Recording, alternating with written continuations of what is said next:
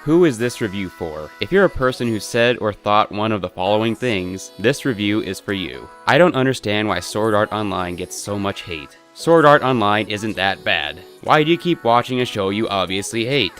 Why do you make videos about a show you hate so much? I love Sword Art Online. I think it's good. Despite all that, I still like it. I doubt you'll find such an in-depth review for anything else anywhere. I at least guarantee you won't be able to find a more in-depth review and objective analysis of Sword Art Online anywhere. This review is for anyone, really. Whether you 1. Love the show and want to see why it gets so much hate, 2. Are a fanboy, whether you're open-minded or not, 3. Hated it and want to see an in-depth dissection of it, 4. Simply don't mind reviews with spoilers, 5. Are an aspiring critic or reviewer who wants to know what to look for and consider when reviewing, or, most important of all, 6. Are an aspiring author looking for something to help teach them how not to write a novel. The only people who shouldn't watch this are the SAO fanboys who are just looking for someone to circle jerk with. If you're actually looking for a spoiler-free review because you don't know whether you should watch it or not, I'll save you the time and say, don't bother, and watch this review to find out why. Now just sit back, relax, and enjoy the Hatsune Miku in the background, cause this is going to be a little long. Let's skip the bullshit and jump right into the substance, or lack thereof. Number 1. Unoriginal Original Premise. The thing that's dry humped the most about Sword Art Online is the premise. First, let's target the claim of creativity. .hack sign is an obvious parallel lots of people draw, as it has the same premise, people getting stuck in a video game. Now, fanboys will blatantly deny that SAO was influenced by it in any way whatsoever. Let's look at the facts, shall we? The anime .hack started airing in April of 2002, but Reki Kawahara originally wrote SAO for the Denki Novel Prize competition in the same year, but didn't actually submit it because he exceeded the word limit. Instead, he published it on the internet as a web novel. The volumes stayed there until he pulled them back in 2008 because he got a deal to publish them. The light novels didn't actually start publishing until 2009. I've heard fanboys claim that Kawahara actually started writing SAO somewhere in 2001. Let's grant, just for the sake of argument, that this is true. Now, there's this thing about the creation of anime called pre-production. Anime can be in development for more than a year before a single episode airs. Pre-production is when planning and writing and storyboarding are done, probably because it's kind of important to determine what actually happens before you start creating it. So are you going to try to tell me that he was not only not influenced by the idea .hack sign pose, but that he didn't change his shit at all in the large span of time between the time he conceived it and what we see it as now?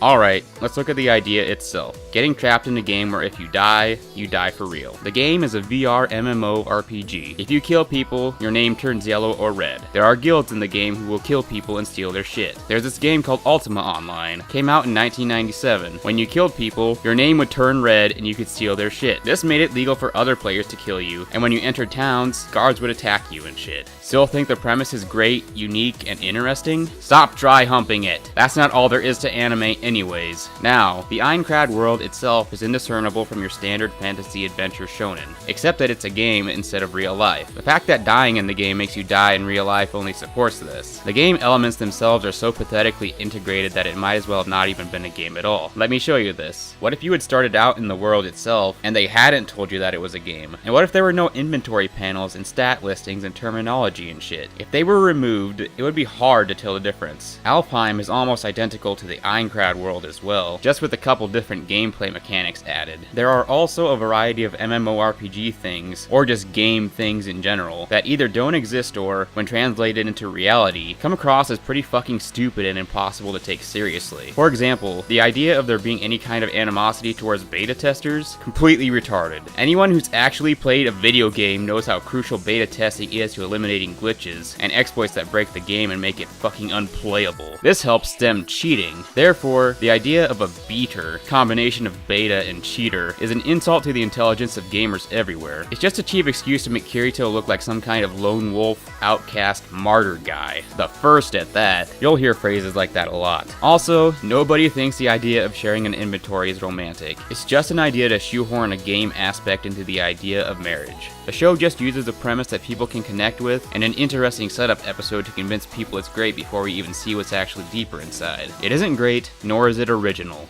Number 2. Idiot plots demand idiot villains. Now, let's talk about the basic setup of these plots. The ones for the Sword Art Online arc and Alfheim Online arcs, respectively. First, SAO. This arc has a villain that sets everything off. Kayaba, the guy who made the game and intentionally traps 10,000 people in it. The game where if you die in real life. Villains are supposed to have some kind of motivation for the bad things they do. You know, because people usually don't do extremely evil things without a reason, much less heinous acts of what's essentially considered mass murder. What motivation could a person possibly have for trapping so many hapless people in a death game? People who just wanted to play a game and have fun. At the end of the game, Kirito asks him, "Why'd you do it, man? Why'd you rip these people from their normal day-to-day lives, cause thousands to die, make them suffer psychological damage, eat more than 2 years of everyone's existence, and completely destroy families?" To which Kayaba responds by offering brilliant insight into the true depths of his character by explaining, "I don't know." What? Is this guy fucking serious? Are you fucking serious? You don't even fucking know why you did it in the first place? You forgot? He doesn't even fucking know. Oh my god. Keep in mind that this guy is the reason this whole thing is even happening in the first place. He's the force that sets off all these events, and leads to the creation of even more VR MMOs that Kirito and his harem eventually play. Wait. It gets better. Then, when Kirito is in a bind and Sugo is molesting his waifu, Asuna, Kayaba's afterimage appears out of absolutely nowhere. Kirito then proceeds to talk to him like he's seeing an old friend again. Then he gives some random ass, pseudo-deep, pretentious as fuck speech, and somehow that grants Kirito the deus ex machina he needs to get out of the situation. And that's another story entirely, but the point is that Kirito treats him like he's some kind of fucking hero. He even invokes his name as such, saying, "Kayaba never ran away!" Think that was hilarious? Good. There's still another main antagonist for the second half, so Sugo uses some whatever bullshit that traps 300 people's consciousness before they can log out of Sword Art Online somehow, and then he runs experiments on these people's minds so that he can do what? Not control their minds, control their souls. That's right, their souls. That's what he says. How this is supposed to happen is beyond the bounds of the stupidity I'll even attempt to wrap my mind around. What's his ultimate goal? To become a god, or a king. He can't really seem to make up his mind. Wow, really? His motivation is to rule the world. What? That's all? You're really going with that one? You're not even going to try to put any kind of spin on it? Great. You can't write. But that's not even the worst part about him. You see, Sugo is trying to marry Asuna while she's still unconscious. The concept of a random older man obsessed with marrying a comatose teenager, and even worse, almost succeeding, is pretty much one of the most fucking retarded things I've ever had the displeasure of having stuffed into my ear hole. You want to know something hilarious? Fanboys have tried to defend this by saying, "Japanese culture is different, so you can marry someone who's unconscious." What? Do you even know anything about Japan, you fucking idiot? It gets better. Perhaps even worse than a zero-dimensional villain is a one-dimensional villain who gets absolutely no redeeming qualities. The methods the author tries to use to tell us that Sugo is evil and make us hate him are so cliche and retarded it's enough to make Snidely Whiplash roll in his grave. And he wasn't even supposed to be taken seriously. Let's look at what he does. Touching Asuna's unconscious body and saying blatantly provocative things in Kirito's presence for no fucking reason other than to make us hate him 2 minutes after we see him. Actually, they show images that reveal the fact immediately. Molesting Asuna in the game while saying she'll learn to love him. Molesting Asuna more while forcing Kirito to watch. Delivering the most uninspired rants, taunts, and banter conceivable as he states his plans, cackling like a fucking idiot, screaming like a girl in an adult man's body. Okay, so Kayaba and Sugo are the shitty villains driving this sorry excuse for a plot. 3. I can't put enough quotation marks around the word story, so I won't even try. Let's go to the next level down and look at the general flow of events. The first 2 episodes make for a decent start at least. However, if you read about it, they're actually from Sword Art Online Progressive. Progressive is a reboot of the SAO Ironclad arc, starting from a day or 2 before the clearing of the first floor boss, and continuing onwards. The first chapter was included in the anime despite not being part of the main light novel series. That helps explain the massive discrepancy in quality between those episodes and the rest. It's like releasing half of a game and then making the rest of it either DLC or another game. Reiki Kawahara said, "This time too, as I reread the script, I felt it was terrible in various ways, but, well, I can't stop thinking that it was, in a sense, the meaning of the SAO series."